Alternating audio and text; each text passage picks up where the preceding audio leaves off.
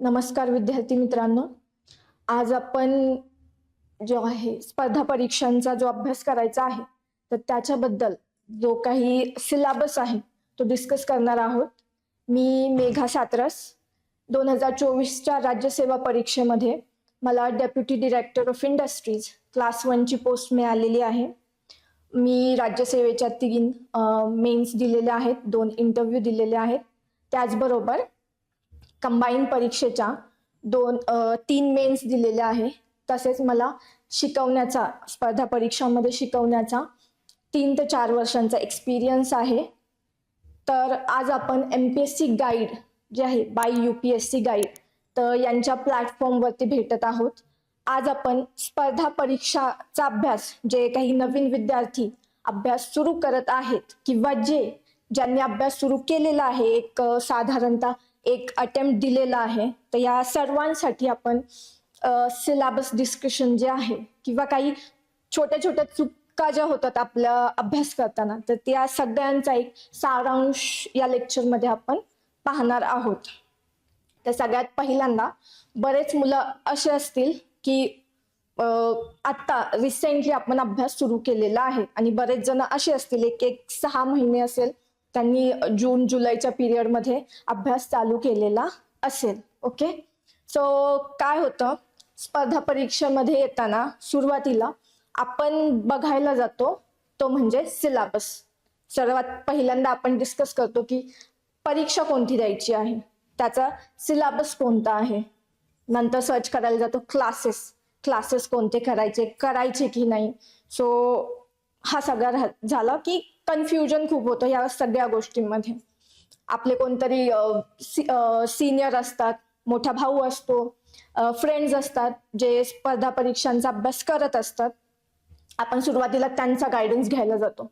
हे जे प्रश्न पडलेले असतात नवीन विद्यार्थ्यांना, तर मग करायचं काय, नक्की कसं जायचं, व्हॉट दे सजेस्ट, काय सजेस्ट करतात. Syllabus, second PYQ and third book list. तर आपण भर देतो तो म्हणजे बुक लिस्ट वरती, कारण की आपल्याला सांगितलेलं असतं किंवा हा भ्रम आहे मार्केटमध्ये की जर आपल्याला स्पर्धा परीक्षांचा अभ्यास करायचा आहे तर हे मोठ्यांली पुस्तके जे आहे, मोठी मोठी पुस्तके ती वाचायची. त्यामुळे आपला भर असतो की जितकं मार्केटमध्ये मोठं पुस्तक मला भेटेल तेवढं मोठं पुस्तक मी विकत घेईल, कारण की मी स्पर्धा परीक्षांचा अभ्यास करतोय आणि मला ही पुस्तकं वाचून अधिकारी व्हायचं आहे. सो सगळ्यात पहिला आपला भर असतो बुक लिस्ट वरती. अनेक विद्यार्थी असतील ज्यांनी बुक लिस्ट प्रिपेअर केलेली असेल आणि इव्हन मार्केटमधून बुक्स जे आहे मोठे मोठे ठोके भेटतात आजकाल, तर ते ठोके सुद्धा आणलेले असतील. So but he book list आपल्याला कोणी दिलेली आहे, आयोगाने दिलेली आहे का. Is it a authentic source. आयोगाने आपल्याला बुक लिस्ट दिलेली आहे का, की हे पुस्तकं आहेत आणि आयोग याच्यातनच प्रश्न विचारेल आहे का, नाही. सो इज इट ऑथेंटिक आहे का ही बुक लिस्ट, ऑब्विसली नाही. ठीक आहे. सो आयोगाने काय दिलेलं आहे आपल्याला, काय दिलेलं आहे, आयोगाने दिलेलं आहे 2 गोष्टी दिलेल्या आहेत की ज्याच्यावरून आपल्याला आयोगाला हवंय काय ते त्या गोष्टी समजतील. तो फर्स्ट आहे तो म्हणजे सिलेबस. आयोगाचा हा पहिला ऑथेंटिक सोर्स.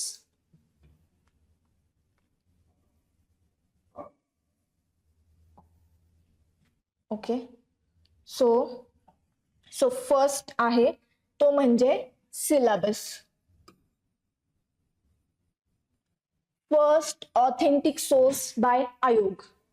आणि सेकंड सोर्स आहे तो म्हणजे PYQs. सो हे 2 ऑथेंटिक सोर्स आहे ज्याच्यावरून आपण आयोगाचा अंदाज लावू शकतो. ठीक आहे. सो व्हॉट सिलेबस मध्ये काय दिलं आपल्याला. ओके, सो आयोगाने डिफाईन केलेला आहे महाराष्ट्र गट ब अराजपत्रित सेवा संयुक्त पूर्व परीक्षा. ठीक आहे.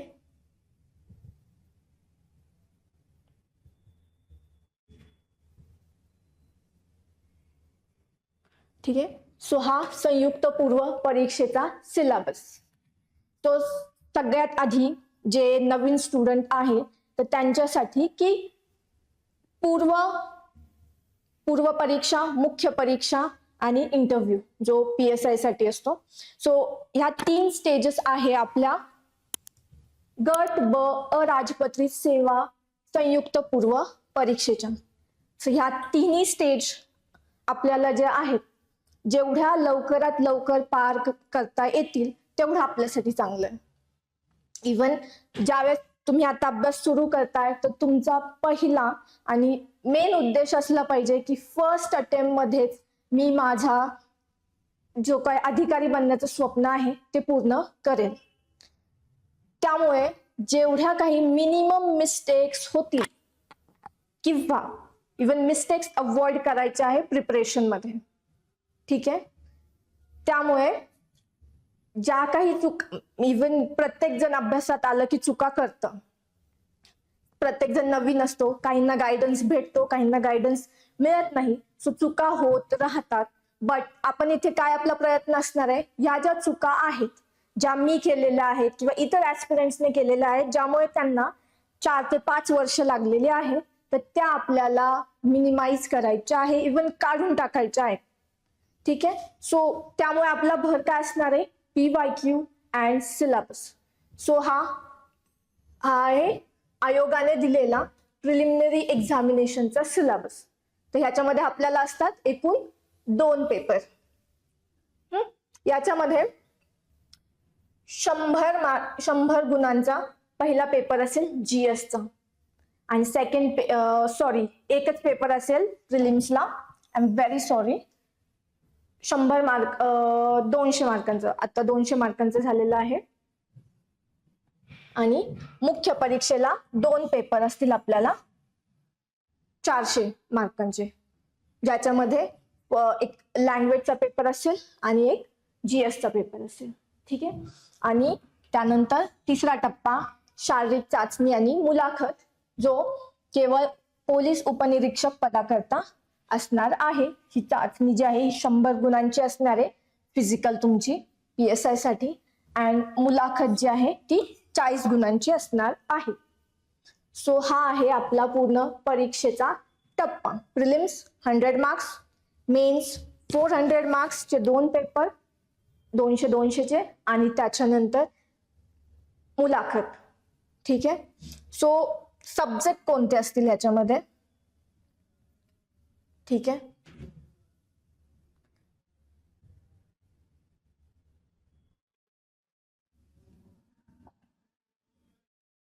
ठीक आहे. तो सब्जेक्ट कोणते कोणते असतील तर ह्याच्यात सगळ्यात आधी येतं, आय एम सॉरी,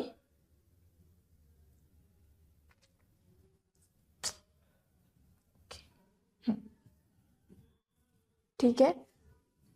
सो परीक्षा योजना बघतोय आपण. निगेटिव्ह मार्किंग असणार आहे प्रिलिम्सला. 1 मार्क्सला एक क्वेश्चन असतो आणि त्याच्यानंतर 0.25% म्हणजे 1/4 जो असणार आहे तो निगेटिव्ह मार्किंग असणार आहे. सो सब्जेक्ट कोणते आहेत मग आपल्याला. सगळ्यात आधी सामान्य क्षमता चाचणी. ओके. सो ह्याच्यामध्ये आपल्याला सब्जेक्ट आहे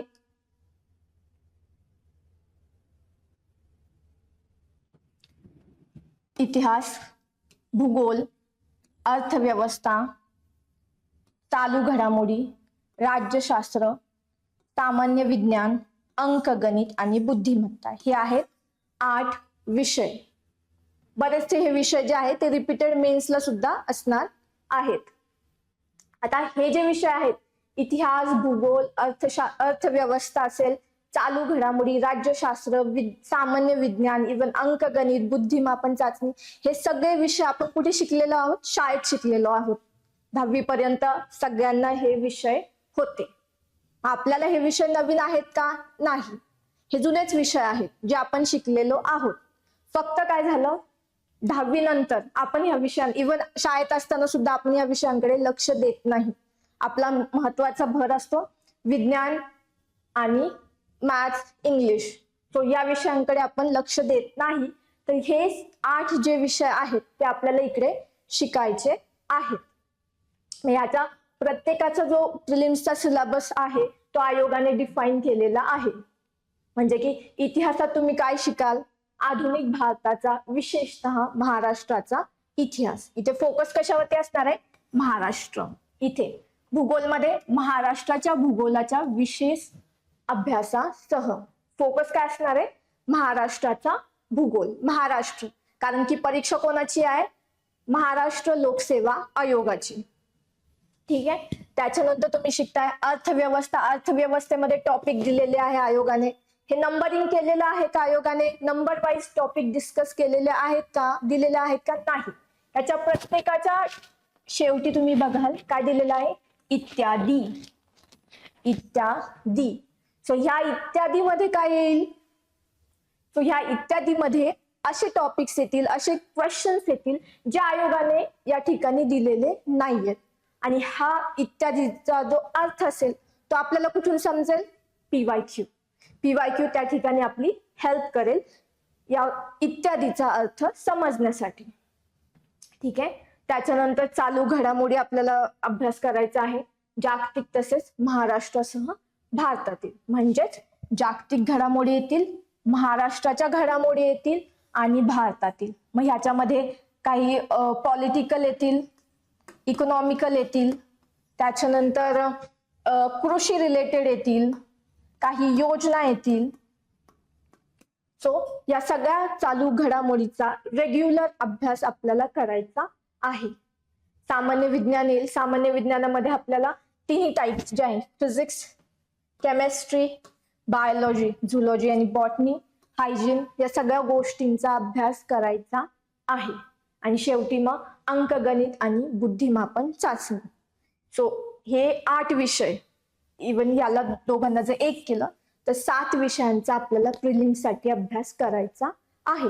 हा झाला थोडक्यात प्रिलिम्सचा सिलेबस. नाव तसाच आपल्याला आयोगाने दिलेला आहे मेन्सचा सिलेबस. सॉरी, सेम आयोगाने दिलेला आहे मेन्सचा सिलेबस. आयोगाचा ऑथेंटिक सोर्स. ठीक आहे. सो मेन्सचा सिलेबस काय असणार आहे, तर मेन्स जे असणार आहे आपल्याला, मेन्स मध्ये 2 पेपर असणार आहे. पेपर 1, पेपर 2 जे 200 मार्क्सचा एक पेपर असणार आहे. एकूण मेन्स असणार आहे 400 मार्क्स, 400 मार्क्सची मेन्स असणार आहे. ठीक आहे. मग ह्याच्यामध्ये ठीक आहे, हे आपण पाहिलं, शारीरिक चाचणी असेल, PSI पदासाठी मुलाखत असेल. तर मग याचा सुद्धा सिलेबस आयोगाने डिफाईन केलेला आहे. इवन प्रिलिम्स पेक्षा मेन्सचा सिलेबस जो असतो तो अगदी व्यवस्थित डिफाईन केलेला असतो, कारण प्रिलिम्सला क्वेश्चन्स विचारण्याचे जे एरियाज आहेत ते खूप वाईड आहे. बिकॉज तो सिलेबस जो आहे प्रिलिम्सचा हा कोडेड फॉर्मॅट मध्ये असतो.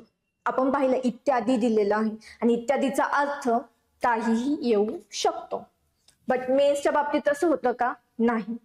मेन्स मध्ये आयोग पूर्ण टॉपिक जे आहे ते व्यवस्थित दिलेले असतात. सो मेन्सचा सुद्धा आपल्याला फर्स्ट पेपर असेल मराठी आणि इंग्रजीचा. मराठी इंग्रजी 50-50 मार्क्स, 50 मार्क्सचा मराठी, 50 मार्क्सचा इंग्लिश. सो 100-100. आणि याचा दर्जा काय असेल, 12वी आणि पदवी. इंग्रजीचा पदवीचा असेल आणि मराठीचा 12वी पर्यंतचा असेल. सो हा 1 तासाचा टाइम, मल्टिपल चॉईस क्वेश्चन. आयोगाने अगदी व्यवस्थित सगळी परीक्षा पद्धती जी आहे ती डिफाईन केलेली आहे. सेकंड पेपर जो असणार आहे आपला तो असणार आहे सामान्य अध्ययन आणि बुद्धिमत्ता चाचणी. हा सुद्धा 100 मार्क्सचा पेपर असेल आणि 100 क्वेश्चन्स असतील आणि 200 मार्क्सचा हा पेपर असेल. ठीक आहे. इकडे सुद्धा सेम 25%चा निगेटिव्ह मार्किंग असेल. 1/4 जे आहे चुकीच्या क्वेश्चनला मार्क्स कट होतील. ठीक आहे. जर अभ्यासक्रम पाहिला तर फर्स्ट पेपरचा मराठी इंग्रजी असणार आहे. मराठी इंग्रजीमध्ये मग तुम्हाला मराठीमध्ये जे आहे तर याचा सुद्धा सिलेबस बघा आयोगाने व्यवस्थित दिलेला आहे. सर्वसामान्य शब्दसंग्रह, ठीक आहे. वाक्यरचना, व्याकरण, म्हणी, वाक्प्रचार यांचा अर्थ, उपयोग तसेच उतार्यावरील प्रश्न. म्हणजे काय दिसतंय आपल्याला? शब्द संग्रह, वाक्य रचना, व्याकरण विचारणार आहे, म्हणी विचारणार आहे, वाक्प्रचार विचारणार आहे, ठीक आहे. उतार्यावरील प्रश्न विचारणार आहे. सो हा सिलेबस मराठीचा डिफाईन केला. त्याचप्रमाणे इंग्रजीचा जर पाहिला तर वोकॅब्युलरी सेम, सेंटेन्स स्ट्रक्चर, वाक्य रचना, grammar, use of idiom and phrases, then comprehension of passage. तो इंग्रजी मराठीचा सिलेबस सुद्धा आयोगाने दिलेला आहे. सेकंड, नेक्स्ट आपण जात आहोत तो म्हणजे GS चा सिलेबस. सब्जेक्ट डिफरंट आहेत का मेन्सला? ऑब्विसली नाही, फक्त काही ऍडिशन झालेल्या आहेत, ठीक आहे. सो फर्स्ट मेन्स मध्ये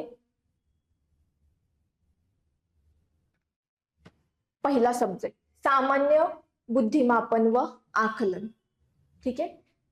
सो आयोगाने प्रत्येक सिलेबस जो डिझाईन केलेला आहे तर आयोगाचा काहीतरी उद्देश आहे.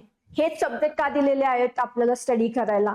बिकॉज ज्यावेळेस तुम्ही अधिकारी बनणार तर त्यांचा काहीतरी प्रॅक्टिकल यूज जो आहे तो होणार आहे आपल्याला.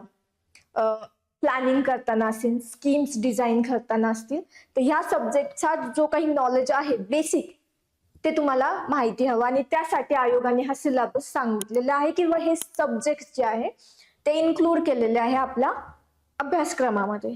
सो फर्स्ट सामान्य बुद्धिमापन व आकलन, जे आपण प्रिलिम्सला अभ्यास करणार आहोत. मेन्सला थोडंसं लेवल जे आहे, डिफिकल्टी लेवल जी आहे ती थोडीशी इन्क्रीज होते, बाकी काही फरक नाही, सेम सब्जेक्ट आपण प्रिलिम्सला शिकणार आहोत. सेकंड, चालू घडामोडी. प्रत्येक स्पर्धा परीक्षेमध्ये हा पार्ट जो आहे चालू घडामोडीचा तो असतो. त्यामुळे वर्षभर का होईना आपल्याला चालू घडामोडी वर्षभराच्या करायच्या आहेत. अंकगणित व सांख्यिकी सेम प्रिलिम्सचा रिपीटेड सिलेबस, नवीन काही करायचं नाही, ठीक आहे. हा मुद्दा नवीन ऍड झालेला माहितीचा अधिकार अधिनियम, हा एक अपडेटेड आहे. आणि महाराष्ट्र लोकसेवा हक्क अधिनियम, हे दोन अधिनियम जे आहेत, दोन कायदे आहेत, ऍक्ट्स आहेत, ते आपल्याला 5-5 मार्कला और इव्हन आता दोन्ही मिळून 5 मार्क्स, 5 ते 6 मार्क्सला हा पॉइंट येतो. त्याच्यावरती आपल्याला अभ्यास करायचा आहे. सेकंड, पॉलिटी, राज्यशास्त्र. सेम प्रिलिम्सलाही हा सब्जेक्ट आहे, मेन्सला सुद्धा असणार आहे. बट प्रिलिम्स आणि मेन्स मध्ये काय फरक असणार आहे? तर प्रिलिम्स मध्ये आपल्याला फक्त दिलेलं आहे की राज्यशास्त्र, आणि इव्हन खूप थोडे पॉइंट्स दिलेले आहेत की इव्हन डिटेल मध्ये तो सिलेबस दिलेला नाहीये. इकडे जर पाहिलं डिटेल मध्ये आपल्याला पॉइंट सांगितलेले आहे आणि क्वेश्चन याच्या बाहेर जाणार नाही, ठीक आहे. सो फर्स्ट, घटना कशी, इकडे बघा पॉइंट आधी, ठीक आहे. भारतीय संघ राज्य व्यवस्था, भारतीय राज्य घटना, स्थानिक स्वराज्य संस्था, कार्यकारी मंडळ, न्याय मंडळ आणि विधिमंडळ, ठीक आहे. सो हे पॉइंट आणि सेम इथे इत्यादी. आता या इत्यादी मध्ये काय येणार आहे तर हे सगळं, हे तर ब्रॉड झालं, पॉइंट दिलेले आहेत आयोगाने आणि इकडे तो सिलेबस पुन्हा डिकोड करून सांगितलेला आहे. घटना कशी तयार झाली, घटनेच्या प्रस्तावने मागची भूमिका, तत्वे, घटनेची महत्वाची कलमे, ठळक वैशिष्ट्य, केंद्र राज्य संबंध, निधर्मी राज्य म्हणजे सेक्युलर स्टेट, मूलभूत हक्क व कर्तव्य, राज्याच्या धोरणाची मार्गदर्शक तत्वे, शिक्षण. बघा किती छोटा पॉइंट सुद्धा आयोगाने दिलेला आहे. शिक्षणावरती बरेचसे क्वेश्चन विचारले जातात. Even right to education act जो आहे आपला त्याच्यावरती. Uniform civil code, important topic, स्वतंत्र न्यायपालिका, राज्यपाल, मुख्यमंत्री व मंत्रिमंडळ, त्याच्यामध्येही डिफाईन केलेले आहे. काय स्टडी करायचं याच्यामध्ये? कर्तव्य, अधिकार व कार्य. ठीक आहे. सो पॉइंट देताना आयोगाने इकडे क्लिअरली सांगितलेलं आहे की तुम्ही ज्यावेळेस हा टॉपिक वाचाल तर तुम्हाला त्यात कशावरती फोकस करायचा आहे, क्वेश्चन जाणार कुठे आहे. सेम राज्य विधिमंडळ, त्यात काय स्टडी करायला सांगितलं आयोगाने? विधानसभा, विधान परिषद, त्यांचे सदस्य, कार्य व कर्तव्य, विधी समिती. सो अशा पद्धतीने सिलेबस आयोगाने मुख्य इथे इत्यादी दिले का? येस, दिले. हा इत्यादी मध्ये काय येईल अगेन? कोण सांगेल? PYQ सांगेल. इत्यादी मध्ये आपल्याला काय आयोगाला एक्सपेक्टेड आहे किंवा कोणते टॉपिक आहे जे आयोगाने इथे दिलेले नाही बट आयोगाचा फोकस त्या टॉपिक वरती आहे. ठीक आहे. सेकंड, आधुनिक भारताचा विशेषतः महाराष्ट्राचा इतिहास. सेम अगेन याचा सुद्धा सिलेबस जो आहे आयोगाने अत्यंत व्यवस्थितपणे दिलेला आहे. हिस्ट्रीचे बुक्स जर बघितले मार्केटमध्ये तर हे ठोकळे जे असतात एवढे ठोकळे आहेत. अनेक पुस्तकं आहेत. विद्यार्थी एक झालं दुसरं झालं बट हिस्ट्री काय डोक्यात जात नाही आणि हिस्ट्रीला जो मार्क्सचा रेशो आहे तो बऱ्याच स्टुडंट्सचा कमी आहे. बट काळजी करायचं काहीच कारण नाहीये. आयोगाने सिलेबस सांगितलाय, PYQ दिलेत आणि त्यालाच धरून आपल्याला जायचं आहे. ठीक आहे. सो आधुनिक भारताचा विशेषतः महाराष्ट्राचा इतिहास जर पाहिला आपण तर ठीक आहे, सामाजिक आर्थिक जागृती, महत्वाच्या व्यक्तींचे कार्य, समाज सुधारकांचे कार्य, स्वातंत्र्यपूर्व भारतातील सामाजिक जागृतिक वर्तमानपत्रे, शिक्षणाचा परिणाम, स्वातंत्र्यपूर्व काळातील इतर समकालीन चळवळी, राष्ट्रीय चळवळी, हा सगळा सिलेबस आपण नंतर डिटेलमध्ये डिस्कस करणार आहोत. जस्ट आपण इथे फक्त एक ओव्हरव्ह्यू घेत आहोत की सिलेबस दिलेला आहे आणि सिलेबसचं इम्पॉर्टन्स काय आहे आपल्यासाठी स्पर्धा परीक्षांमध्ये. सिमिलरली जो पुढे गेला, हिस्ट्री आपल्याला कुठे असणार आहे? प्रिलिम्सलाही असणार आहे, मेन्सला पण असणार आहे. सेम पुढे गेलं तर भारताचा व महाराष्ट्राचा भूगोल. भूगोल आपल्याला अगेन प्रिलिम्स मेन्स दोन्हीकडे असणार आहे आणि सिमिलरली भारताचा ऍज वेल एज महाराष्ट्राचा दोन्ही भूगोल आपल्याला अभ्यासायचे आहे. मी इथे जिओग्राफीसाठी लेक्चर घेणार आहे, भूगोलासाठी. सो आपण लेक्चरच्या पुढच्या टप्प्यात महाराष्ट्राचा भूगोल अगदी डिटेलमध्ये डिस्कस करणार आहोत. सो अगेन नवीन टॉपिक ऍड केलेला आहे आयोगाने, पर्यावरण. भूगोलाचं जर पाहिलंय तर वेटेज इकडे एक 12-13 क्वेश्चन, इव्हन 10 क्वेश्चन अराउंड मेन्सला आणि 5 क्वेश्चन्स जे आहे ते पर्यावरण, हे 2 मार्क्सचे क्वेश्चन. सो 15 into 2 30 मार्क्स जो आहे तो मेन्सला आपल्याला भूगोल असणार आहे आणि प्रिलिम्सला 15 मार्क्स. सो टोटल सब्जेक्ट जो आहे 45 मार्क्सचा आपल्याला हा सब्जेक्ट शिकायचा आहे. ठीक आहे. नेक्स्ट आहे आपल्याला सामान्य विज्ञान आणि तंत्रज्ञान. ठीक आहे. अगेन सेम प्रिलिम्सला आहे, मेन्सलाही आहे, सेम आहे. नवीन काय आहे याच्यात तर हे दूर संवेदन, रिमोट सेन्सिंग हा जस्ट 2023 ला मुद्दा ऍड झालेला आहे. हवाई व ड्रोन छायाचित्रण, एरियल अँड ड्रोन फोटोग्राफी, भौगोलिक माहिती प्रणाली व त्यांचे उपयोजन. इकडे आयोगाने इंग्लिशमध्ये टॉपिक दिलेले आहेत, मराठीमध्ये समजायला अवघड जातं. सो हे टॉपिक आपल्याला पाहायचे आहेत, डिटेलमध्ये करायचे आहेत. बिकॉज स्पर्धा परीक्षामध्ये एक मार्क्सला इव्हन पॉइंट्सला खूप महत्व आहे. अनेक विद्यार्थी आहे जे पॉइंट्सच्या फरकाने रिझल्टच्या बाहेर आहे. सो आपल्याला कशी एक होलिस्टिक, एक परिपूर्ण असा अभ्यास करायचा आहे जेणेकरून त्या पॉइंटनी आपला रिझल्ट राहता कामा नये. ठीक आहे. सो नेक्स्ट, तो सामान्य विज्ञान आणि तंत्रज्ञान, फक्त हा पार्ट जो आहे ई आणि एफ तो आपला मेन साठी ऍड होईल. ठीक आहे. नेक्स्ट जर आपण पाहिलं तर अर्थव्यवस्था, इकॉनॉमी, सेम प्रिलिम्सला आहे, मेन्सला सुद्धा आहे. इकडे आयोगाने इकॉनॉमीचा जर पाहिला तर व्यवस्थित डिफाईन केलेला आहे सिलेबस. इकडे तो मुद्द्यांसकट दिलेला आहे. समग्रलक्षी अर्थव्यवस्था, अर्थशास्त्र, भारतीय अर्थव्यवस्था. ठीक आहे. भारतीय अर्थव्यवस्था याच्यात सुद्धा आयोगाने सांगितलेलं आहे. समग्रलक्षी अर्थशास्त्र, वृद्धी आणि विकास, सार्वजनिक वित्त, आंतरराष्ट्रीय व्यापार आणि आंतरराष्ट्रीय भांडवल. सेकंड भारतीय अर्थव्यवस्था, सेकंड टॉपिक मध्ये सुद्धा दिलेलं आहे की काय अपेक्षित आहे, तुम्ही भारताची अर्थव्यवस्था जो आहे तो अभ्यासली पाहिजे.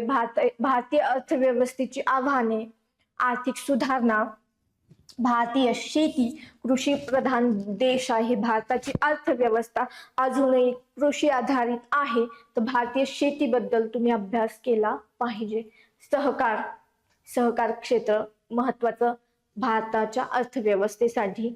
मौद्रिक व वित्तीय क्षेत्र, सार्वजनिक वित्त आणि वित्तीय संस्था. काळजी करू नका, हा सिलेबस आपण पुन्हा एकदा डिटेल मध्ये पाहणार आहोत. इथे फक्त आपण ओव्हरव्ह्यू घेत आहोत. ठीक आहे. उद्योग व सेवा क्षेत्र, पायाभूत सुविधा विकास, आंतरराष्ट्रीय व्यापार आणि भांडवल आणि महाराष्ट्राची अर्थव्यवस्था. सो हा पूर्ण आयोगाचा सिलेबस होता. ठीक आहे. सो ह्या सिलेबस थ्रू आणि PYQ थ्रू आपल्याला पोहोचायचं आहे पोस्ट पर्यंत, कारण आपलं एम आहे या ठिकाणी पोस्ट घ्यायची आहे, अधिकारी बनायचं आहे. मग हेल्प कोण करणार तुमची हेल्प याच्यामध्ये? याच्यामध्ये तुमची हेल्प करण्यासाठी आलेलं आहे MPSC guide, MPSC guide by UPSC, जे स्टार्ट करत आहे कंबाईन साठी integrated batch. Prelim plus mains plus interview, पूर्ण काही मार्गदर्शन तुम्हाला या ठिकाणी मिळू शकतं. स्क्रीनवरती जो काही नंबर आहे तो तुम्ही त्याच्यावरती कॉन्टॅक्ट करून पूर्ण इन्फॉर्मेशन घेऊ शकता. बॅचेस ऑनलाईन ऑफलाईन दोन्ही प्रोव्हाइड केल्या जातील. खूप टीचिंग स्टाफ जो आहे, फॅकल्टीज जे आहे, रेप्युटेड फॅकल्टीज आहे, ज्यांना 10+ इयर्सचा एक्सपिरियन्स आहे, जे तुम्हाला हेल्प करतील तुमचं स्वप्न पूर्ण करण्यासाठी. का हेल्प घ्यावी? बिकॉज ज्या काही मिस्टेक्स होतात ना, त्या मिस्टेक्स हे खूप काही तुमचं घेतं. तुमची एनर्जी ड्रेन करतात, तुमचा पैसा जातो, तुमचे उमेदीची जे काही वय असतं ते जातं, टाइम घेतं, प्लस तुम्हाला मेंटली जे आहे ह्या चुका तुम्हाला हॅम्पर करतात. सो आय विल सजेस्ट की हेल्प घ्या. सो नेक्स्ट नाव आता आपण मी जे आहे त्या MPSC गाईडला मी जॉग्रफी म्हणजे गोल गोल भूगोल हा विषय शिकवणार आहे. एकदम आयोगाच्या पॅटर्नला धरून आपण या विषयाकडे जाणार आहोत. तसेच बाकीचे जे सब्जेक्ट आहेत, बाकीचे जे टीचर्स जे आहेत अकॅडमीमध्ये, अगदी तुम्हाला पोस्ट मिळेपर्यंत व्यवस्थित गाईड करणार आहोत आम्ही सगळे. आमच्याकडे मेंटॉरशिप बॅच आहे. मी स्वतः मेंटॉर करतेय बिकॉज मलाही या क्षेत्रामध्ये इव्हन 6 ते 7 वर्षांचा एक्सपिरियन्स आहे. I have gone through all the stages of the examination. So personal mentorship असेल ती प्रोव्हाइड केली जाईल, ज्याच्यामध्ये तुम्हाला 1 to 1 जे आहे गायडन्स दिला जाईल.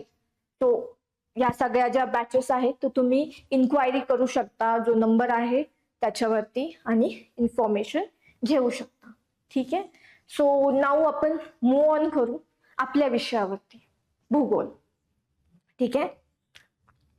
सो भूगोल का स्टडी करायला सांगितलेला आहे आयोगाने?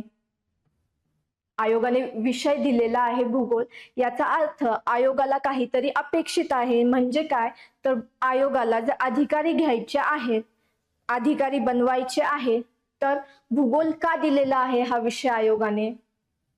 ठीक आहे, तर याच्यामध्ये मागे एक पर्पज आहे, तो म्हणजे जसा आपला भूगोल चेंज होत जातो, जिओग्राफी प्रत्येक एरियाची सेम असते का, हवामान कोकणचं हवामान आणि विदर्भातील हवामान सेम आहे का, इवन दिवसभरात आपलं हवामान तापमान जे आहे ते सेम असतं का, ऑब्व्हियसली नाही.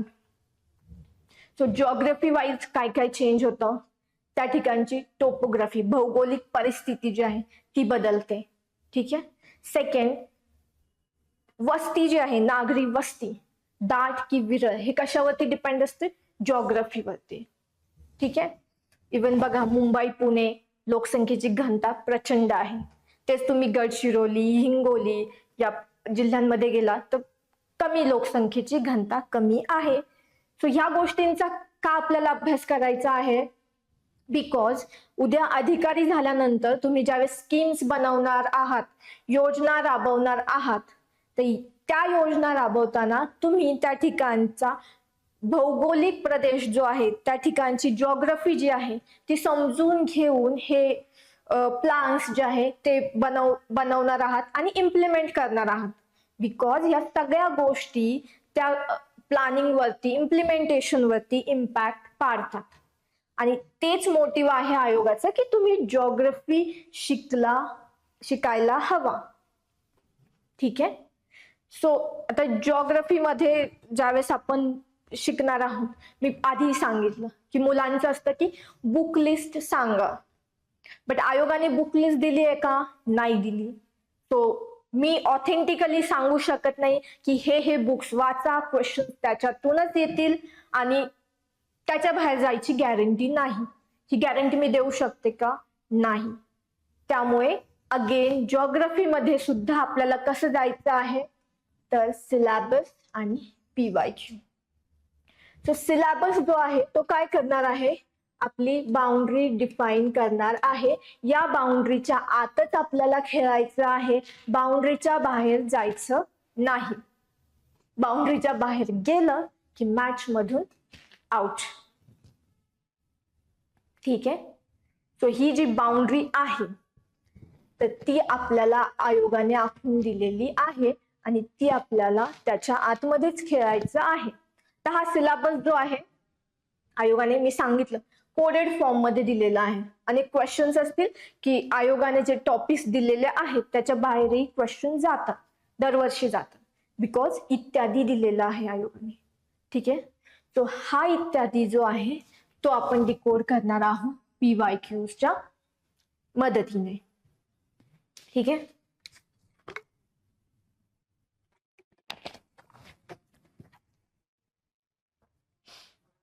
तो त्यामुळे मी काय सजेस्ट करेल की बुक लिस्ट घेण्याऐवजी, बुक घेण्याऐवजी फर्स्ट तुम्ही 2 झेरॉक्स घ्या.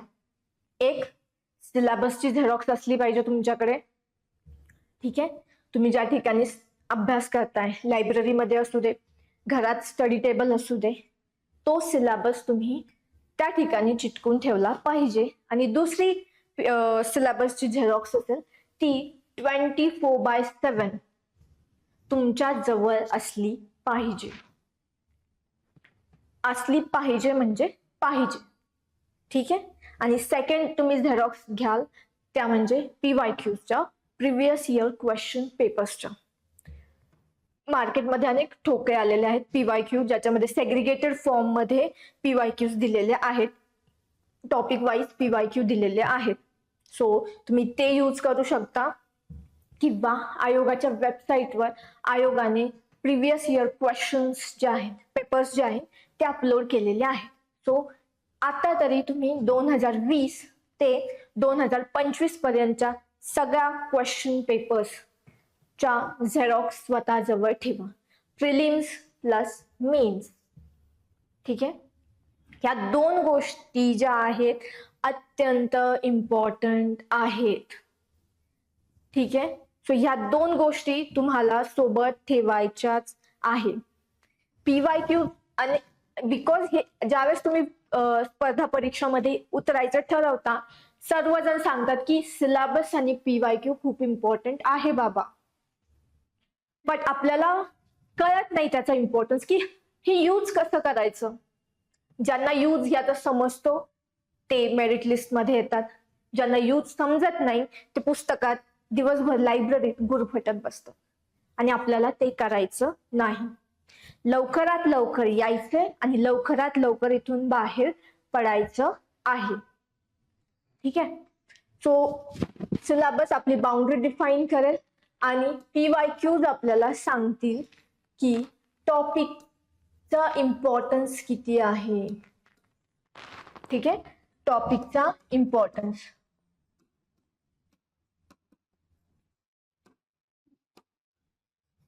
बरेचसे टॉपिक आयोगाने दिलेले आहे, सगळ्यांवरती सेम क्वेश्चन्स येत नाही.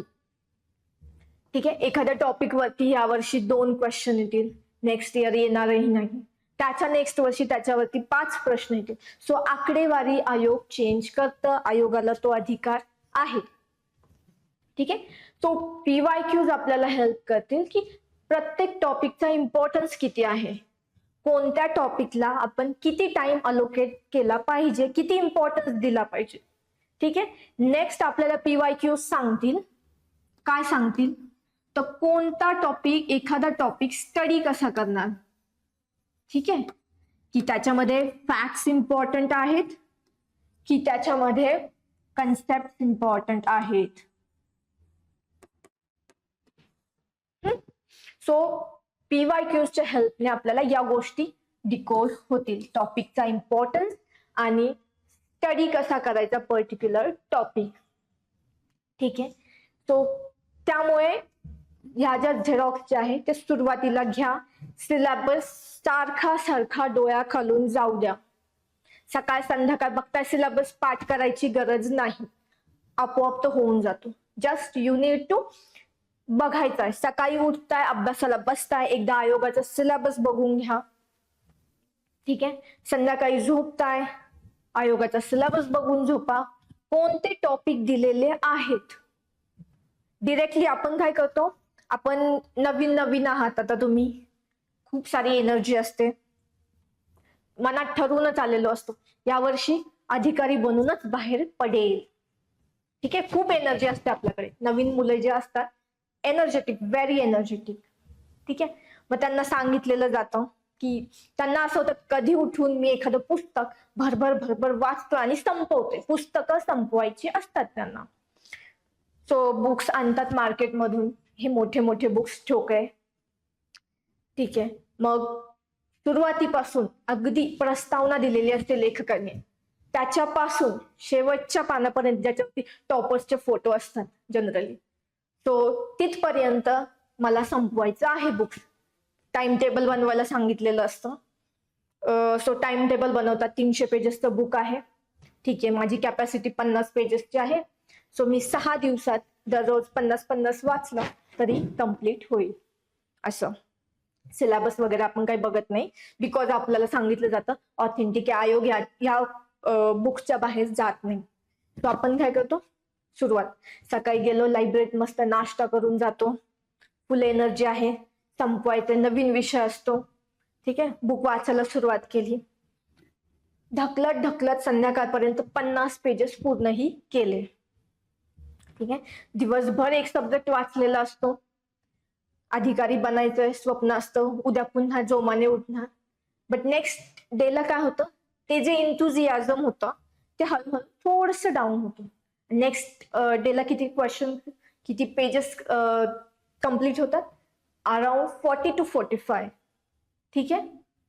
त्याच्या नेक्स्ट डेला आणखी एन्थुझियाझम जे आहे ते कमी होतं. 2 दिवस आपण ऑलरेडी तो सब्जेक्ट वाचलेला आहे, लाईक जिओग्राफी वाचलेला आहे.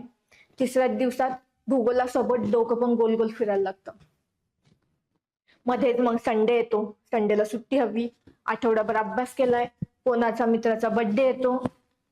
ठीक आहे, कुठेतरी काहीतरी प्लॅन बनतो, कुठेतरी ओपन सेशन असतं, सो आपण तिकडे जातो आणि तो जो रिव्हिजनचा टाइम आहे तो संपतो, किंवा फर्स्ट रीडिंग असते तो. ठीक आहे. असं करत करत ज्या सब्जेक्टला ज्या पुस्तक वाचायला आपल्याला 6 दिवस, ठीक आहे, 6 दिवस आपण अलोकेट केले होते, तिथे जातात ते 15 ते 20 दिवस. ठीक आहे, 15 ते 20 दिवसांवरती आपण जातो. ठीक आहे. सो आउटपुट काय येणार त्याच्यातनं? जस्ट आपल्याला एक बुक, आपण एक मोठं बुक आहे ते संपवलंय याचं सॅटिस्फॅक्शन. इवन नवीन मुलं काय करतात, फर्स्ट रिडिंग मध्ये बुक घ्यायला जाताना हायलायटर घेतात, 5 ते 6 कलरचे हायलायटर्स येतात मार्केटमध्ये. सो व्हॉट डू दे, ते काय करतात, बुक वाचायला लागलं की हे ग्रीन, येल्लो, जी फॅक्ट्स दिसेल त्याला हायलाइट करत जातो आपण. ठीक आहे, आणि शेवटी शेवटी पुस्तक पूर्ण येल्लो आणि ग्रीन होऊन जातो. नेक्स्ट टाइम वाचताना समजत नाही की एवढं सगळं इम्पॉर्टंट आहे का या बुकमध्ये. सो या छोट्या मिस्टेक्स आहेत ज्या आपल्याला अवॉइड करायच्या आहेत. ठीक आहे, सो त्यामुळे आपण जाणार आहोत या 2 गोष्टींकडेच, सिलेबस आणि PYQ खूप इम्पॉर्टंट आहेत. इवन येणारे जे लेक्चर्स आहेत तर त्याच्यामध्ये आपण ह्या ज्या छोट्या छोट्या गोष्टी आहेत, लाईक PYQ चा अनालिसिस कसं करायचं, सिलेबस कसं समजून घ्यायचा, सेकंड नोट्स कसे प्रिपेअर करायचे, थर्ड रिव्हिजन टेक्निक्स काय आहेत, बिकॉज रिव्हिजन आणि रीडिंग याच्यामध्ये डिफरन्स आहे. आपण काय करतो, रीडिंग, रिव्हिजन नो. सो रिव्हिजन्सच्या वेगवेगळ्या मेथड्स आहेत.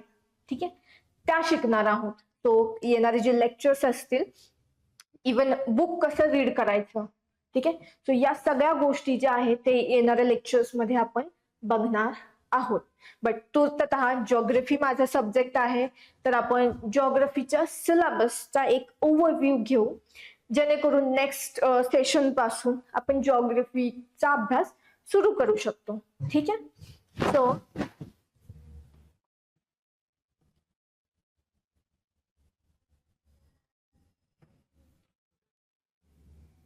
ओके, ठीक आहे.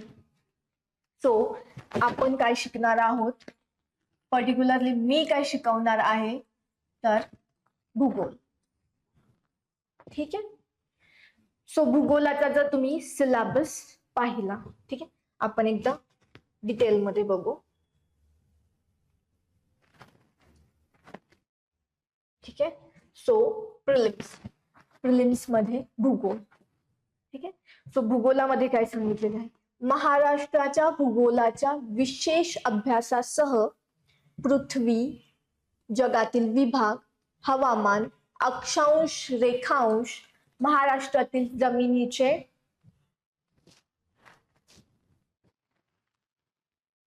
प्रकार, पर्जन्यमान, प्रमुख पिके, शहरे, उद्योग, नद्या, उद्योगधंदे इत्यादी. ठीक आहे, सेम मेन्स मध्ये गेलं. ओके, आता हे जे टॉपिक आहेत तर हेच आपल्याला मेन्स मध्ये असणार आहे. आधी काय होतं, आता इथे दिलेलं आहे महाराष्ट्राच्या भूगोलाच्या विशेष अभ्यासासह. ठीक आहे, म्हणजे फोकस काय असणार आहे, महाराष्ट्र. बट ह्याचा अर्थ होतो का की इंडियन जिओग्राफीवरती क्वेश्चन जाणार नाही?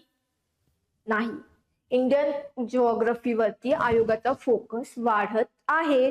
जनरली 2022च्या आधी इंडियन जिओग्राफीला प्रिलिम्सला 15 क्वेश्चन्स पैकी 1 ते 2 क्वेश्चन्स जायचे, एकदम इझी कॅटेगरीतले. सो स्टुडंट काय करायचे, प्रिलिम्स साठी इंडियन जिओग्राफी टाळायचे, इवन अभ्यासही नव्हते करत. ठीक आहे, बिकॉज फोकस महाराष्ट्राचा जिओग्राफी होता.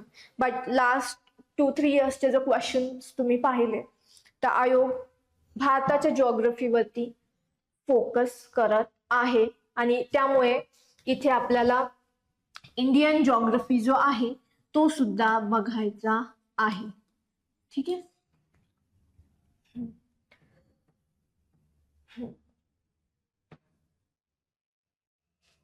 ठीक आहे. सो आणि मेन्सला जर तुम्ही गेला,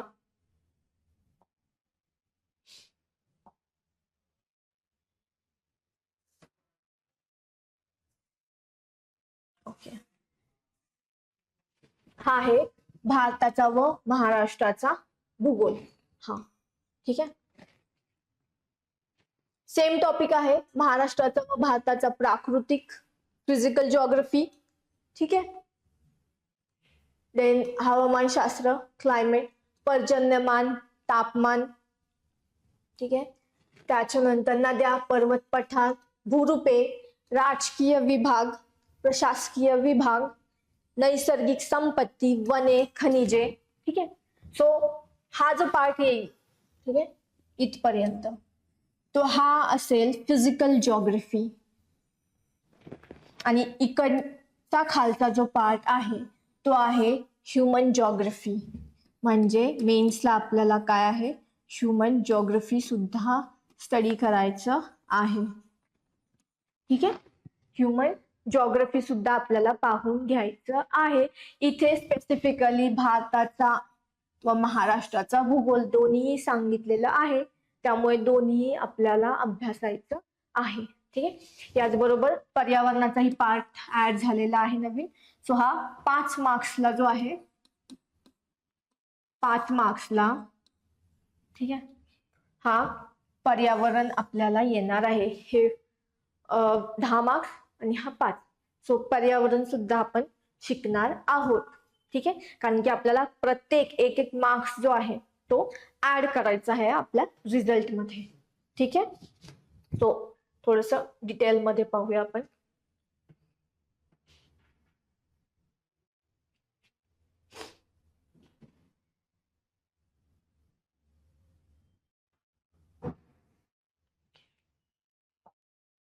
ठीक आहे. सो याच्यामध्ये आपण पाहिलं आपल्याला काय करायचं आहे, महाराष्ट्राची जिओग्राफी विशेष संदर्भासहित प्लस आपल्याला पाहायचं आहे इंडियन जिओग्राफी. ठीक आहे. एक मिनिट.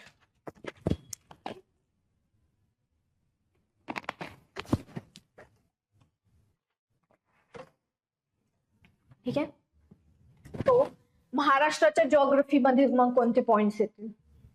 ठीक आहे. सो महाराष्ट्राची जिओग्राफी स्टडी करताना आपल्याला पाहायचं आहे महाराष्ट्राचा राजकीय भूगोल.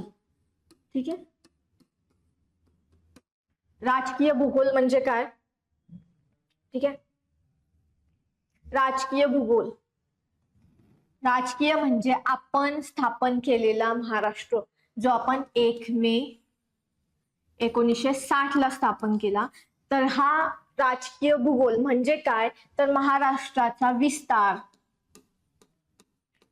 महाराष्ट्राच्या सीमा,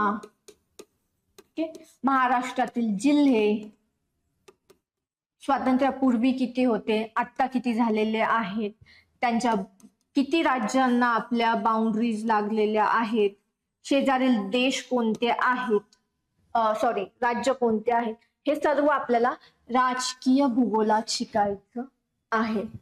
ठीक आहे. तो फर्स्ट इम्पॉर्टंट टॉपिक असणार आहे आपला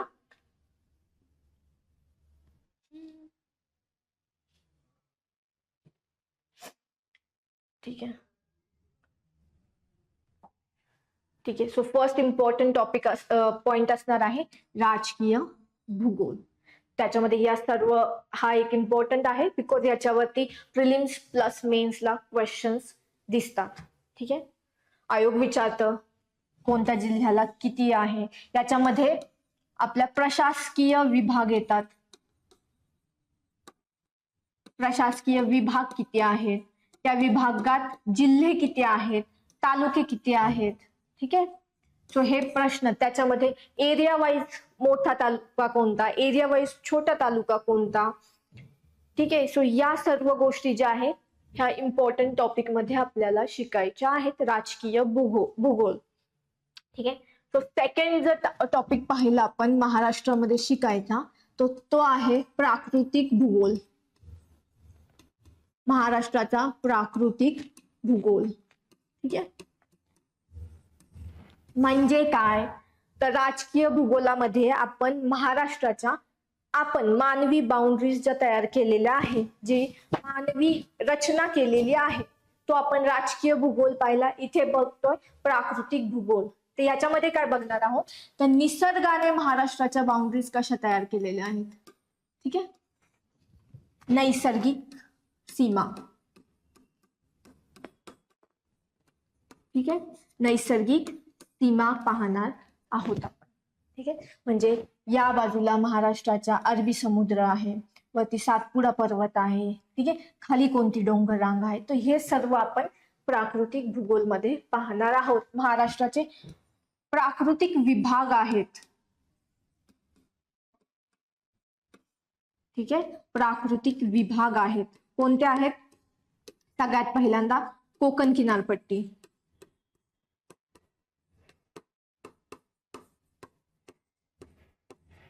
ठीक आहे, सेकंड सह्याद्री पर्वत, आणि तिसरा आहे पठार, महाराष्ट्र पठार. ठीक आहे, तो या गोष्टी आपण प्राकृतिक भूगोलमध्ये पाहणार आहोत. ठीक आहे, अनेक पर्वत रांगा आहेत यामध्ये, त्या आपण शिकणार आहोत. ठीक आहे, थर्ड इम्पॉर्टंट टॉपिक आपल्याला महाराष्ट्राच्या जिओग्राफी मध्ये असणार आहे, तो म्हणजे नदी प्रणाली.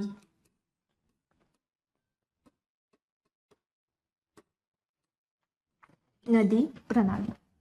मग नदी प्रणालीमध्ये आपण महाराष्ट्रातल्या सर्व नद्या ज्या आहेत, प्रमुख नद्या त्या बघणार आहोत. त्याच्यामध्ये पूर्ववाहिनी, पश्चिम वाहिनी नद्या पाहणार आहोत. त्याचबरोबर कोकणातील नद्या आपण शिकणार आहोत. ठीक आहे, महाराष्ट्रामधील जर प्रमुख जर आपण पाहिला तर गोदावरी, कृष्णा, भीमा, त्याच्यानंतर पैनगंगा, वैनगंगा, वर्धा, तो प्राणहिता. ह्या ज्या काही इम्पॉर्टंट रिव्हर्स आहे, आणि पश्चिम वाहिनी दोन इम्पॉर्टंट आहे, नर्मदा, तापी. त्याचबरोबर कोकणातील नद्या,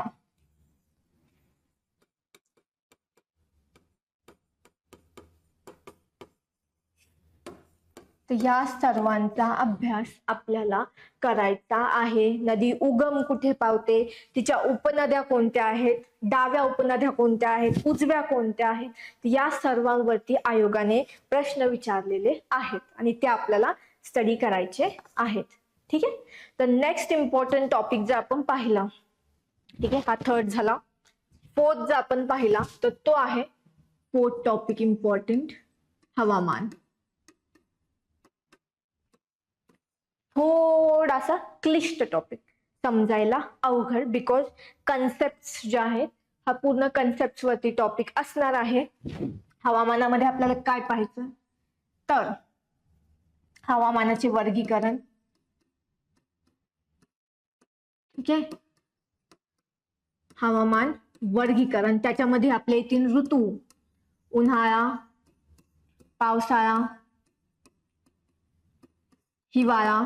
हे तिन्ही ऋतू आपल्याला अभ्यासायचे आहेत. या ऋतूमध्ये आपल्याला पाहायचं आहे तापमान कसं असणार आहे, दैनिक तापमान कक्षा कशी असणार आहे, कक्षा, आर्द्रता कशी असणार आहे.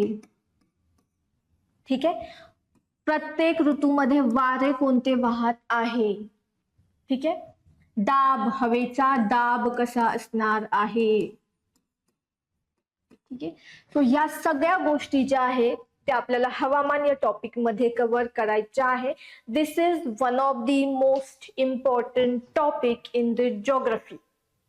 दरवर्षी क्वेश्चन्स असणार म्हणजे असणार आहेत. याच्यामध्ये आपल्याला अजून पाहायचं आहे डॉक्टर त्रिवार्था जे आहेत. ओके, डॉक्टर त्रिवार्था यांनी महाराष्ट्राच्या हवामानाचं जे वर्गीकरण केलेलं आहे,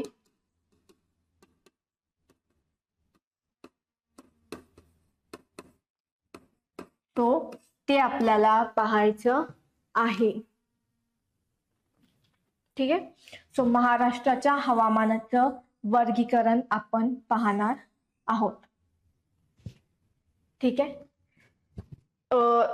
बाय डॉक्टर त्रिवार्थ क्वेश्चन्स विचारले जातात त्यांनी केलेल्या वर्गीकरणावरती.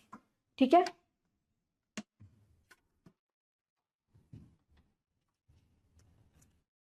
ओके. नेक्स्ट इम्पॉर्टंट टॉपिक जो असणार आहे आपला 4th नंतर 5th तो असणार आहे लोकसंख्या.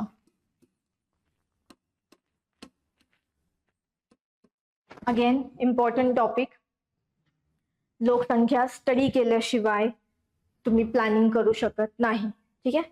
2015 ते 2020 पर्यंत जे क्वेश्चन पाहिले, इव्हन 22 पर्यंतचे लोकसंख्या टॉपिक वरती आयोग प्रिलिम्सला 2 ते 3 क्वेश्चन्स आणि मेन्सला इव्हन 4 ते 5 क्वेश्चन्स पर्यंत आयोग केलेला आहे.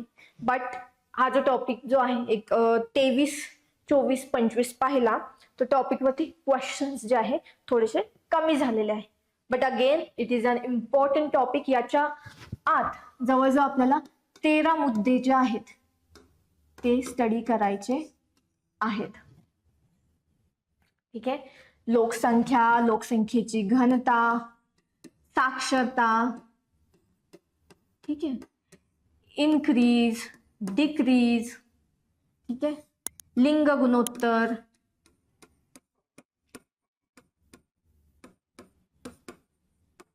बाल लिंग गुणोत्तर,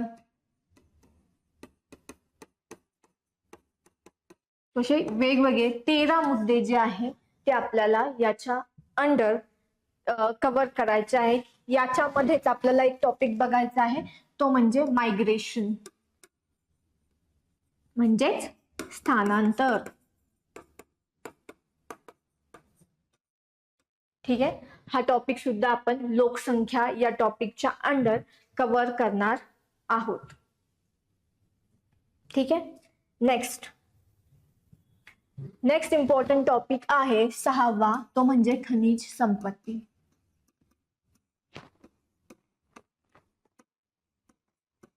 खनिज संपत्ती. कोणत्या जिल्ह्यात कोणती खनिजे भेटतात, बिकॉज त्या खनिजांवरती त्या ठिकाणची इकॉनॉमी, इव्हन महाराष्ट्राची इकॉनॉमी डिपेंडेंट असते. ठीक आहे. जर बघायला गेलं तर गडचिरोली, चंद्रपूर जो पूर्व विदर्भाचा पार्ट आहे त्यामध्ये भरपूर खनिज संपत्ती आहे.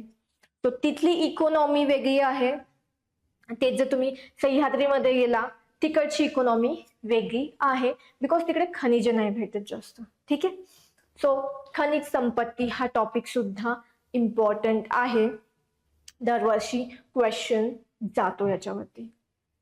ठीक आहे. देन खनिज संपत्ती प्लस आपल्याला याच्यात ऊर्जा साधने, सो हा एक टॉपिक जो आहे तो सुद्धा आपल्या दृष्टीने इम्पॉर्टंट आहे. सो हे 6 टॉपिक जे खूप इम्पॉर्टंट असणार आहेत. इतरही टॉपिक आहेत. कोणते? वनसंपत्ती, सेकंड पर्यटन, थर्ड वाहतूक व दळणवळण,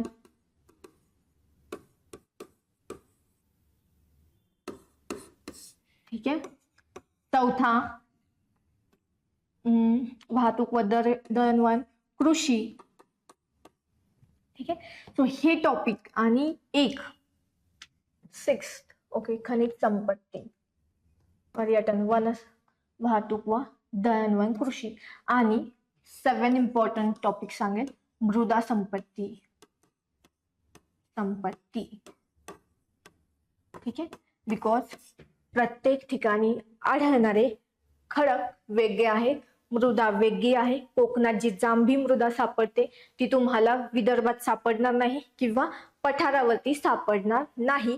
त्यानुसार काय बदल होतील, त्या ठिकाणी असणारे जे काही वनस्पती आहेत त्यांच्यामध्ये चेंजेस होतील.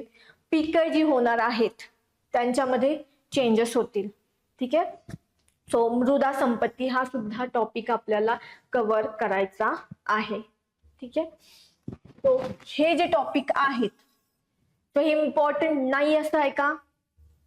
अजिबात नाही. येस, ते सुद्धा इम्पॉर्टंट आहे, बट ज्यावेळेस आपण PYQ अनालिसिस करू त्यावेळेस तुम्हाला समजेल की या टॉपिक वरती येणारे क्वेश्चन्स ऍज कम्पेअर टू हे टॉपिक जे इम्पॉर्टंट 7 टॉपिक सांगितले ते कमी आहेत.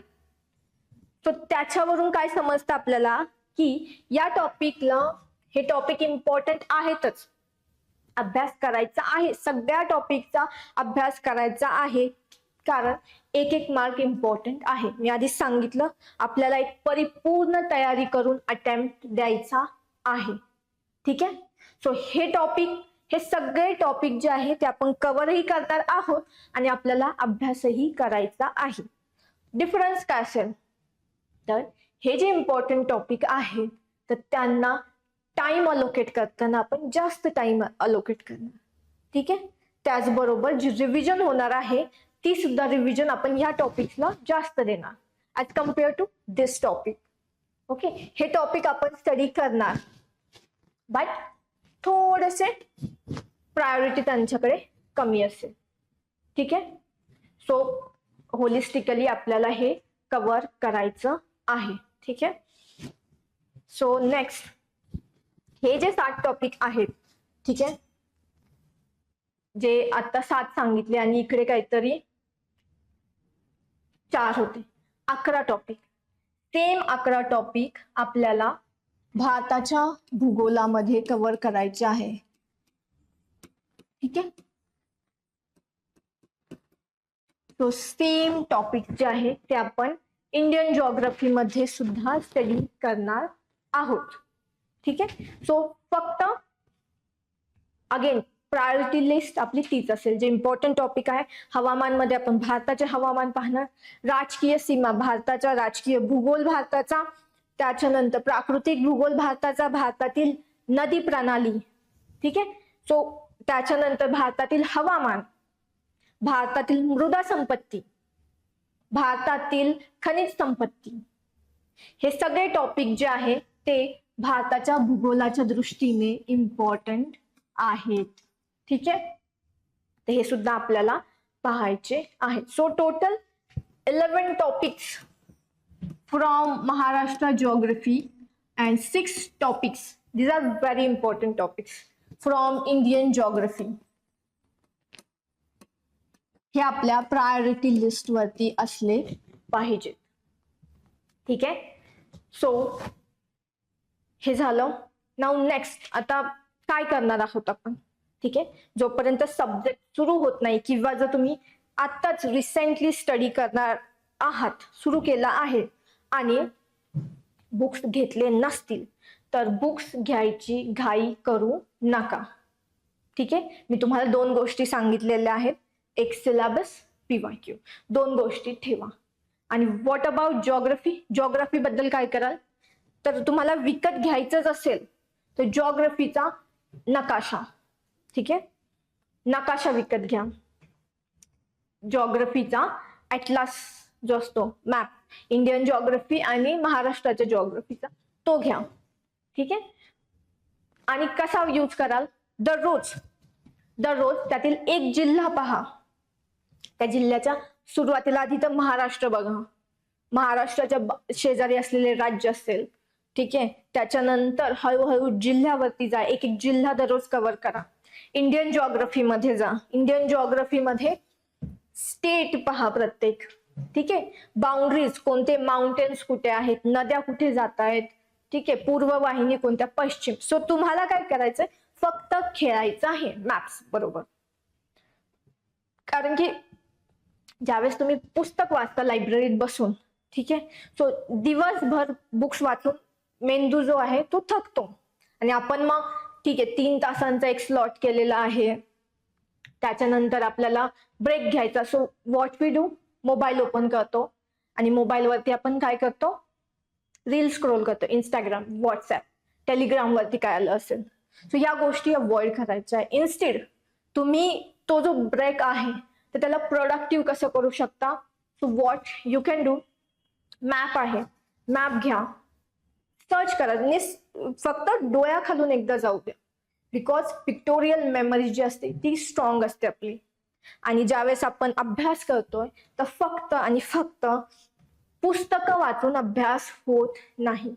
तुमचे जे सेन्सेस आहेत, ज्ञानेंद्रिय बोलतो आपल्याला ते सर्वांचा वापर जो आहे तो अभ्यासामध्ये करायचा आहे. ठीक आहे. सो डोळे असेल, कान असेल, त्याच्यानंतर आपले हात असतील, तोंड असेल, सर्वांचा वापर आपल्याला अभ्यासामध्ये करायचा आहे. त्याच वेळेस होलिस्टिक प्रिपरेशन आपलं होतं. सो नकाशे पहा, नद्या पहा, जेणेकरून डोळ्यांना तुमची सवय होईल. ठीक आहे. सो सो सो त्यामुळे नकाशा तुम्हाला बाय करायचा आहे. जिओग्राफीसाठी स्टेट बुक्सचा जास्त वापर होत नाही किंवा जास्त प्रोडक्टिव्ह ते ठरणार नाही. सो अवॉइड केले स्टेट बुक्स तरीही चालेल, बिकॉज आपण लेक्चर्समध्ये जे येणारे लेक्चर्स आहेत ते हे सर्व सिलेबस जो आहे, PYQ जो आहे तो डिटेलमध्ये आपण डिस्कस करणार आहोत. So don't worry about that. ठीक आहे. बट ज्या काही बेसिक गोष्टी तुम्हाला सांगितलेल्या आहेत त्या तुम्ही करू शकता. इवन इनकमिंग लेक्चर्समध्ये आपण सर्व गोष्टी ज्या आहेत, तुमच्या ज्या काही शंका आहेत त्यांचं निरसन आपण करणार आहोत अगदी डिटेलमध्ये. ठीक आहे. जेणेकरून तुम्हाला तुमच्या फर्स्ट अटेम्प्टमध्ये तुमची ड्रीम पोस्ट मिळेल. ठीक आहे. सो आणि जिओग्राफीचा आणखी एक मुद्दा आहे, तो म्हणजे ज्यावेळेस तुम्ही, ठीक आहे, ज्यावेळेस तुम्ही PYQ पाहाल तर PYQ वरून मी सांगितलं होतं की टॉपिक जो आहे तो स्टडी कसा करायचा याचा ओव्हरव्ह्यू आपल्याला भेटतो. फॉर एक्झाम्पल जर राजकीय भूगोल पाहिला तर ह्याच्यामध्ये खूप साऱ्या फॅक्ट्स आहेत. तर हा पाठांतराचा मुद्दा, इकडे कन्सेप्ट आहेत का, नाही, इकडे पाठांतर आहे. ठीक आहे. नेक्स्ट जो टॉपिक आहे प्राकृतिक भूगोल, इथे सुद्धा बऱ्याचपैकी कन्सेप्ट प्लस फॅक्ट्स. ठीक आहे, प्लस फॅक्ट्स, हे दोन्ही दृष्टिकोनातून आपल्याला हा टॉपिक कव्हर करायचा आहे. ठीक आहे. थर्ड, नदी प्रणाली. आता नदी प्रणाली हा टॉपिक सगळ्यात जास्त कन्फ्युजिंग आहे. मुलं काय करतात, नद्या बघतात, ठीक आहे, पूर्व वाहिनी, पश्चिम वाहिनी, कोकणातील नद्या, इकडे आपल्याकडे साधारणतः 20-25 नावं असतात, 30 इकडे असतात, 20-25 नावं इकडे असतात, 20-25 नावं. ठीक आहे. खूप सारं कन्फ्युजन, कारण की एक नदी प्रणाली तुम्ही ज्यावेळेस स्टडी करता तर त्याच्यामध्ये तुम्हाला 30 ते 40 नावं येऊन जातात. ठीक आहे. म्हणजे की उजव्या उपनद्या कोणत्या, डाव्या उपनद्या कोणत्या. ठीक आहे. सो इकडे 30-40 नावे. नेक्स्ट ज्यावेळेस तुम्ही नेक्स्ट नदी प्रणाली कव्हर करायला जाल, इकडे अगेन 30-40 नावे. नेक्स्ट, सो जोपर्यंत तुम्ही शेवटी जाता डोकं हँग पडायला सुरुवात होतं, कारण की इतकं कन्फ्युजन होतं, तुम्ही इथे रट्टा मारूच शकत नाही. तो नदी प्रणाली आपण कशी स्टडी करणार आहोत, तर अगेन नकाशा ब्लँक नकाशेच भेटतात, ड्रॉ करायचा. एका नदी प्रणालीचा 10 वेळा मॅप जो आहे तो तुम्हाला ड्रॉ करायचा आहे, तेव्हा कुठे तुम्हाला हा टॉपिक लक्षात राहील. सो PYQचं इम्पॉर्टन्स तुम्ही बघताय, टॉपिक कसा प्रिपेअर करायचा, आपला अप्रोच कसा असला पाहिजे एखादा टॉपिक प्रिपेअर करण्यासाठी, हे आपल्याला PYQ थ्रू कळतं. सेम जर पाहिलं, नेक्स्ट टॉपिक हवामान, टोटली कन्सेप्च्युअल.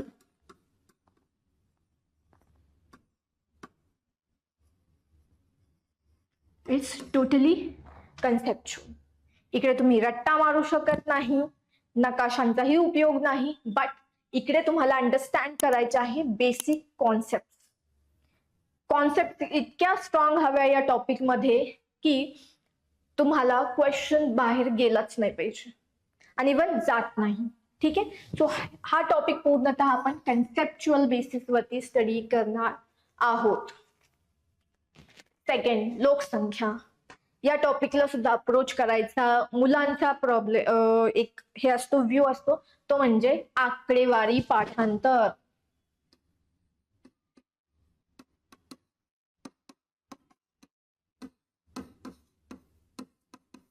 ठीक आहे, आकडेवारीवरती भर दिला जातो. कोणत्याही मुद्द्यातलं पहिले 5 जिल्हे, शेवटचे 5 जिल्हे, पहिले 5 राज्य, शेवटचे 5 राज्य. ठीक आहे, खूप सारी आकडेवारी. मी आधीच सांगितलं 13 मुद्दे आहेत, त्याच्यात 13 ते 14 मुद्दे आहेत. त्या 14 मुद्द्यांमध्ये पुन्हा आकडेवारी आणि आयोग छोट्या छोट्या गोष्टींमध्ये सुद्धा चेंजेस करतो आकडेवारीमध्ये. सो त्यामुळे इथे सुद्धा पाठांतरवर न जाता आपल्याला काय समजून घ्यायचं आहे, आपल्याला लोकसंख्या समजून घ्यायची आहे. म्हणजे काय, तर ते जिल्हे, ती आकडेवारी का आहे याची कारणे आपल्याला समजून घ्यायची आहेत. ठीक आहे, रत्नागिरी, सिंधुदुर्ग या ठिकाणी लिंग गुणोत्तर सर्वाधिक का आहे, किंवा मुंबई, पुणे, ठाणे या ठिकाणी लोकसंख्येची घनता सर्वात जास्त का आहे. ठीक आहे, सो याचं जे कारण आहे हे ज्यावेळेस तुम्हाला समजेल, ऑप्शन इलिमिनेट करायला इझी पडेल. ठीक आहे, सो त्यामुळे हा जो पॉइंट आहे तो आपण पूर्णतः समजून घेऊन याला अप्रोच करायचं आहे. सेम खनिज संपत्ती असेल, इथे सुद्धा जो फिजिकल जिओग्राफी जो आहे, आपण सेकंड मुद्दा पाहिलेला, तो ज्यावेळेस समजून घेऊ. त्याचबरोबर मृदा संपत्ती, तर यावरून आपण हा टॉपिक, खनिज संपत्ती टॉपिक कव्हर करणार आहोत. Again concept plus yes fact सुद्धा, कोणत्या जिल्ह्यात कोणती खनिजे भेटतात हे आपल्याला पाठ करावं लागणार आहे. हे सुद्धा टॉपिक इम्पॉर्टंट आहे, स्टडी करायची आहे. ठीक आहे, सो आज पुरतं इतकंच. नेक्स्ट व्हिडिओमध्ये जे इनकमिंग व्हिडिओज असतील तर त्याच्यामध्ये आपण जिओग्राफी हा सब्जेक्ट जो आहे, भूगोल सुरू करत आहोत. बट त्याचबरोबर आपल्या MPSC गाईड थ्रू आपल्याला आपल्या प्रिपरेशन मध्ये हेल्प करण्यासाठी वेगवेगळे व्हिडिओज अपलोड केले जातील. सो आय रिक्वेस्ट यू ते पहा, ज्याच्यामध्ये तुम्हाला मी मगाशी टॉपिक सांगितले की नोट्स मेकिंग असतील, सिलेबस डिकोडिंग असेल, PYQ अनालिसिस असेल, मेमरी टेक्निक्स ज्या असतील त्या शिकवल्या जातील. सो बुक रिडिंग जे आहे, बुक रीड कसे करायचे, मल्टिपल सोर्सेसचा यूज कसा करायचा, हे सर्व व्हिडिओजच्या मदतीने तुम्हाला गाईड केलं जाईल. तर जे काही लेक्चर्स येतील ते तुम्ही आवडीने पहा आणि त्याचा यूज करून घ्या. सो बेस्ट ऑफ लक. काही डाऊट्स असतील तर अकॅडमीचा चॅनल आहे, टेलिग्राम चॅनल आहे, अकॅडमीचा नंबर स्क्रीनवरती दिलेला आहे, तुम्ही कॉल करू शकता, कॉन्टॅक्ट करू शकता. Thank you so much.